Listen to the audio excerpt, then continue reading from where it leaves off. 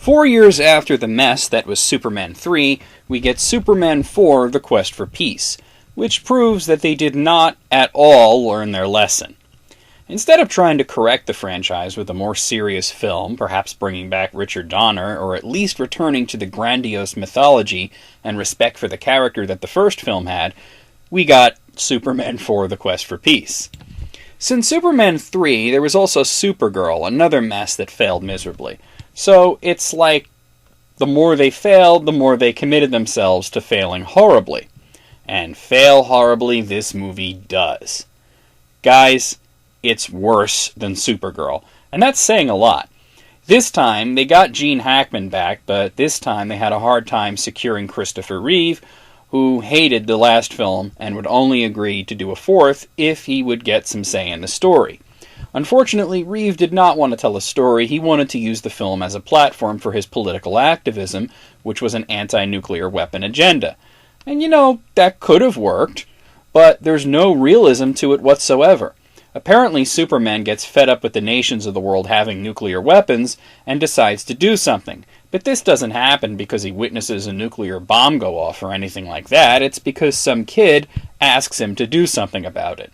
So Superman announces to the UN that he's going to be taking all of their weapons away and flying them into the sun, and they actually applaud him. This could have been a great opportunity to make the character an anti-hero, have the whole world turn against him. But instead they clap because apparently they don't really want the powerful bombs that they spent millions of dollars developing. They were just waiting for Superman to take them away. Lex Luthor is broken out of prison by his annoying nephew, and they somehow get a strand of Superman's hair, and they use it to create a clone of both Superman and Luthor by using the explosion from Superman destroying the nukes, which instantly creates Nuclear Man, who is already dressed like he's on his way to the leather shop after getting his nails done and a weave put in his hair. Nuclear Man and Superman fight, and Superman wins. Yeah, I do not want to go into details because this movie is awful. Nuclear Man is a horrible idea that is supposed to be all about the horrors of nuclear weaponry put into a character.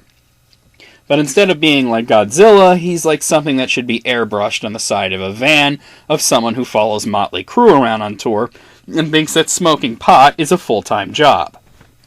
There's also a subplot going on about someone trying to take over the newspaper that Clark works for, but who cares? This is also one of those movies where they just make up Superman's powers as he goes along. For example, in one scene, the Great Wall of China gets damaged and then Superman repairs it with some sort of I-beam. How is that a thing? It's never been used before and is never seen again.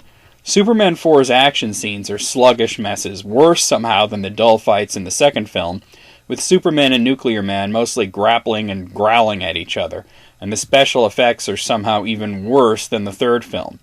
This time looking like it was a particularly cheap TV film from the same time.